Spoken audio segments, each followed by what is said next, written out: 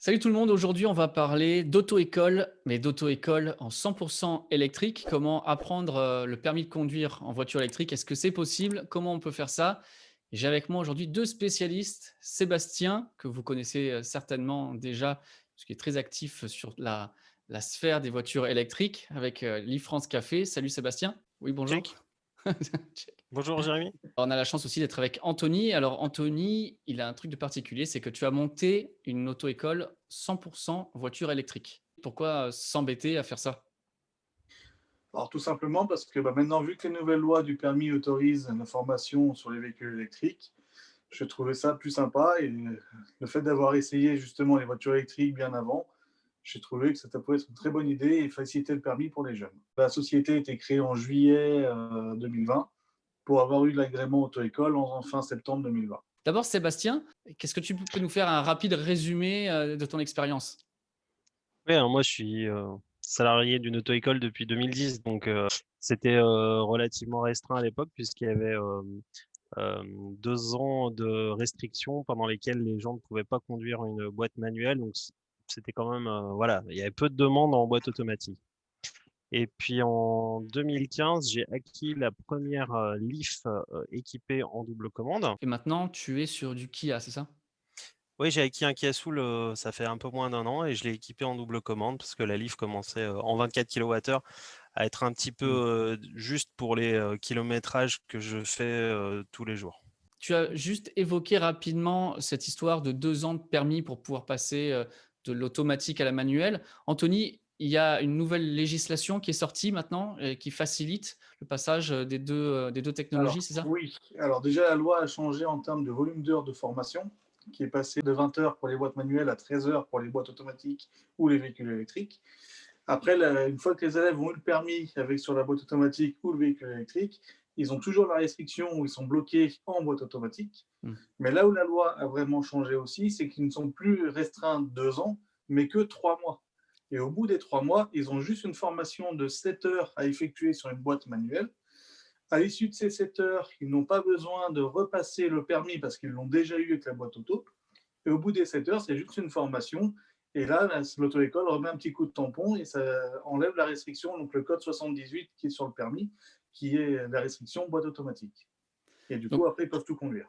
donc tu penses que le fait de passer en voiture électrique, ça va, vraiment faciliter l'obtention du permis de conduire? Est-ce qu'on peut noter une diminution justement du temps, diminution du coût et une amélioration du taux de réussite aussi? Effectivement. Donc déjà, en termes du temps, effectivement, comme j'ai dit tout à l'heure, il n'y avait que 13 heures de formation au lieu de 20 heures. Alors, là, il faut savoir qu'en boîte manuelle, les 20 heures, il faut vraiment être bon pour y arriver. En France, on est plus proche des 30-35 heures sur boîte manuelle pour réussir son permis. Sur le véhicule électrique, avec l'expérience que j'ai avec mes élèves, on arrive à faire entre 14-15 heures grand maximum pour arriver à avoir son permis. Ah ouais. Donc déjà, ça fait quand même moins d'heures. Du coup, qui dit moins d'heures, dit moins d'argent à dépenser pour le permis.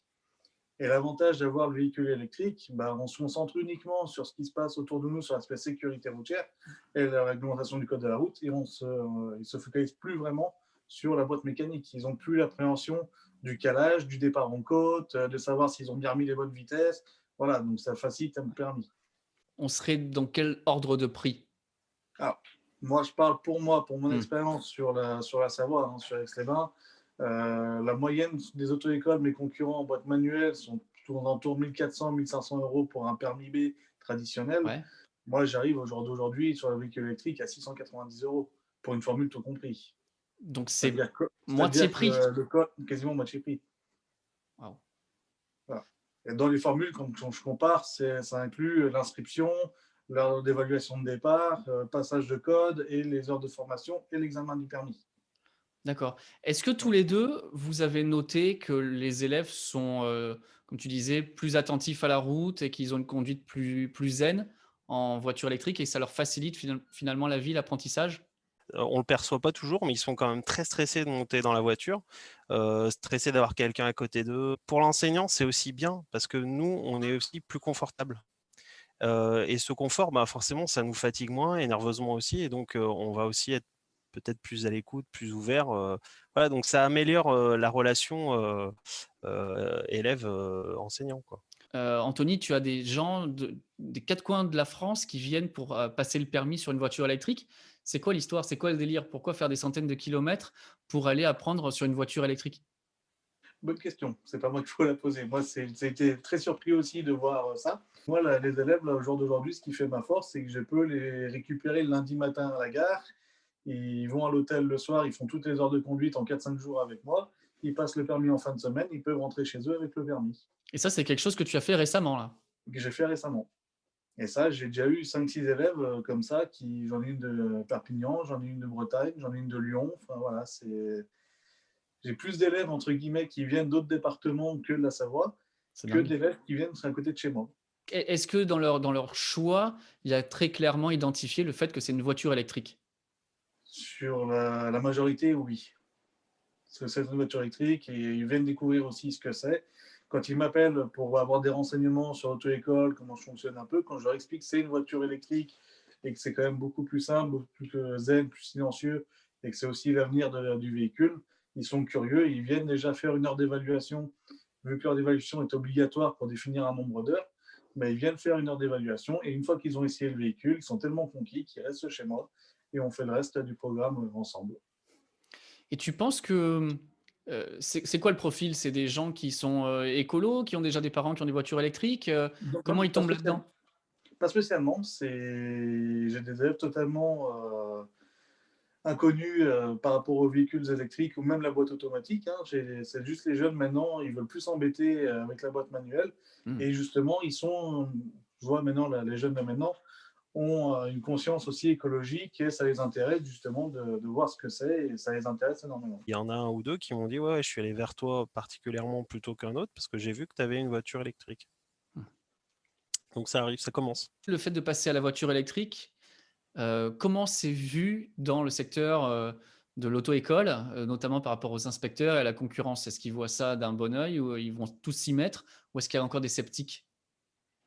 Alors, de mon point de vue, dans mes inspecteurs du permis de conduire, tous sont ravis quand je viens avec la voiture parce que ils sont moins secoués hein, justement aussi et ils apprécient le confort, le silence qu'il y a dans le véhicule. Contrairement à mes concurrents, après, j'en ai aucune idée vraiment avec eux. Je sais que j'ai des concurrents qui commencent à se mettre à la boîte automatique, mais qui restent encore sur du thermique. Pour l'instant, ils n'ont encore pas fait le choix du véhicule électrique, donc ce qui est un avantage pour moi. Mais après, voilà, je ne discute pas forcément non plus avec eux et on a chacun son business. Donc, je ne peux pas parler vraiment de concurrents parce que voilà, dans le secteur d'Aix-les-Bains en Savoie, je suis vraiment le seul en véhicule électrique. Et tu es le premier du coup à avoir fait une auto-école 100 électrique, c'est ça? 100% électrique, voilà. Alors, comme je disais tout à l'heure, c'est vrai qu'il y a pas mal d'auto-écoles qui ont fait le choix, qui avaient déjà une boîte automatique, qui ont renouvelé leur parc en achetant un véhicule électrique, Ouais, ça mais j'en ai ici chez moi, oui. voilà. Mais ça, c'est un second véhicule et Mmh. il continue à faire l'auto-école classique en boîte manuelle sur un véhicule diesel. Tandis que c'est effectivement, moi, j'ai fait le pari de totalement bannir le véhicule thermique et la boîte manuelle pour me concentrer uniquement à l'électrique. Est-ce que vous avez une approche spéciale pour, l'apprentissage de la voiture électrique? Est-ce que pour vous, c'est un métier un petit peu différent? Est-ce que vous apprenez les spécificités de la voiture électrique, les recharges, les différents chargeurs, tout ça? Je pense que c'est pas au programme normalement du permis de conduire. Comment vous adaptez? C'est pas au programme, mais on s'y adapte justement parce que ça va être des futurs conducteurs de véhicules électriques. Donc, il faut quand même bien leur apprendre les bons usages et les bons gestes et les bons respects à faire pour les bornes. En plus des spécificités du véhicule électrique, je leur explique voilà, que si on lâche bien l'accélérateur, on peut anticiper, il y a le frein moteur qui gère tout seul. Voilà. Donc, Tout je leur est apprends aussi à conduite. conduire. Voilà, je leur apprends à conduire un véhicule électrique, mais pas que, parce qu'en sortant de chez moi, ils n'auront pas forcément l'achat d'un véhicule électrique tout de suite, mais d'un thermique en boîte auto. Donc forcément, il faut quand même qu'ils sachent freiner, qu'ils sachent quand même faire les notions de conduite basiques. Donc ça, on leur apprend les deux au passage. 2 points encore, vraiment super importants et vous les avez évoqués. D'abord l'autonomie. Jusqu'à quel point ça peut coïncider avec ce métier? Moi, j'habite à 50 km de Lyon. Donc, il faut déjà que je fasse 50 km pour aller sur l'endroit où je fais mes leçons. Forcément, avec la Leaf où j'avais une centaine et quelques de kilomètres, j'étais obligé de recharger très souvent. Si tu fais 8 heures par jour à 25 km/h, tu as fait 200 km. Donc, on va dire qu'en moyenne, pour donner une fourchette, je faisais entre 150 et 250 km. J'étais un petit peu juste et j'étais obligé de très souvent recharger. Là, aujourd'hui, avec une voiture de 64 kWh de batterie, je suis tranquille, hein. Je charge à 80%, je fais ma journée. Voilà. Et tu chargeais Anthony, comment? Sur une borne de recharge rapide à chaque fois? moi, j'étais le pilier de barre de Nissan Lyon Sud, hein, c'est-à-dire que je prenais des cafés tout le temps. Voilà, voilà. Je pense que les auto-écoles, ils ont une crainte infondée avec une Zoé 40, même une Zoé 52, ils peuvent faire leur journée sans problème. Ce qu'il faut, Hmm. c'est avoir un moyen de se recharger pour recommencer la journée suivante avec le plein, quoi. Ou presque. Et du coup, Anthony, toi, tu fais comment? Parce qu'on n'a pas encore parlé de ton véhicule. Tu as quoi comme voiture? Alors moi, j'ai une Hyundai Ioniq modèle 2020, donc 38 kWh. Une autonomie estimée d'environ 315 km, que j'arrive à faire de temps en temps au printemps quand il fait beau, avec des bonnes chaleurs. Là, cet hiver, j'avoue, je suis plus aux alentours de 270 km d'autonomie. Mais comme dit Sébastien, du coup, effectivement, moi, ça me suffit largement pour ma journée de travail. Et après, en ce qui concerne les recharges, comme je suis un peu un pionnier, du coup, faire que du 100% électrique, on est dans une ville à Aix-les-Bains où le maire est un peu écologiste également, hein. Il fait en sorte de devenir une ville verte. Ouais. Et du coup, il m'offre les recharges sur les bornes en fait, de la ville réservées pour la mairie, où là, c'est des bornes 50 kW. Donc, quand j'ai besoin de me recharger, je sais que l'autonomie manque un peu, je peux me recharger sans problème là-bas, quoi. Voilà.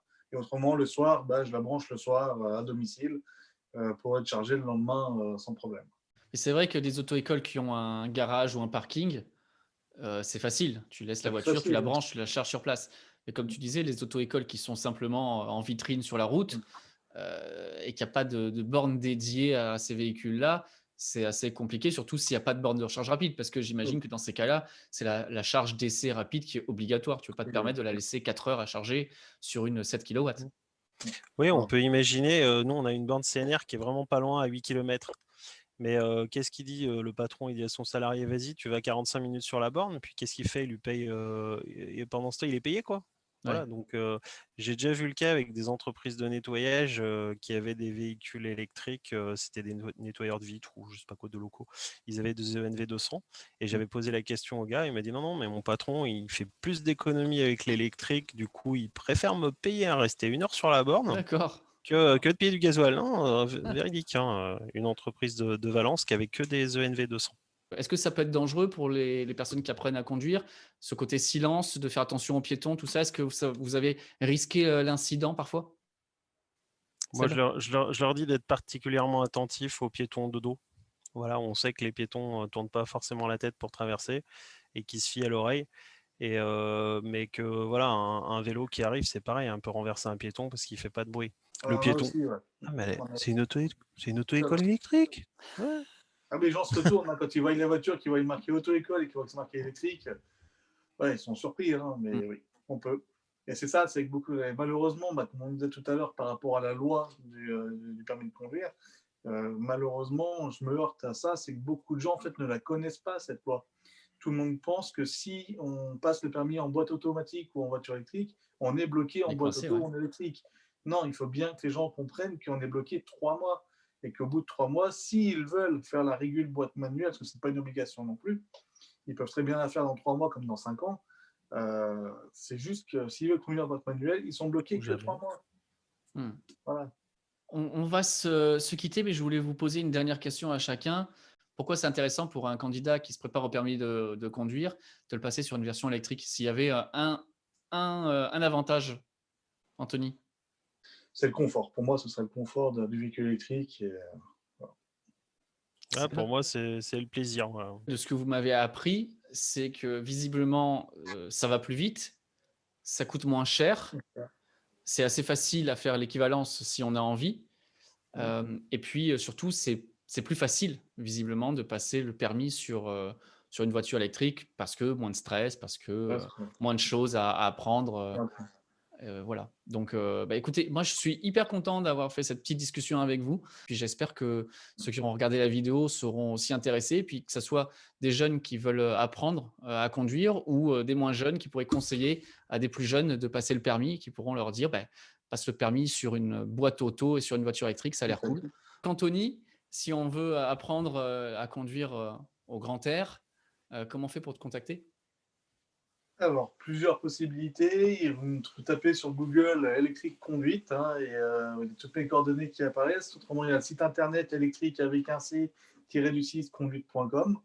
Les réseaux sociaux, on est sur Instagram et sur Facebook. Et sur page jaune, auto-école électrique, et vous tombez directement sur le numéro de portable pour me joindre. D'accord. Et donc, Et s'il y a des gens 3615. Et 3615 côté électrique. T'as oublié. Minitel. Et c'est avec joie que, même si vous avez déjà le permis et que vous avez déjà essayé un véhicule électrique dans la région de Savoie, c'est avec plaisir que vous nous contactez et qu'on vous fera essayer. Je pense que vous viendrez aussi répondre aux questions qu'il y aura sur la vidéo, s'il y a des questions complémentaires. Et nous, on se retrouve très bientôt pour de prochains épisodes. Merci les gars. Merci Jérémy. aussi. À bientôt. Merci Jérémy.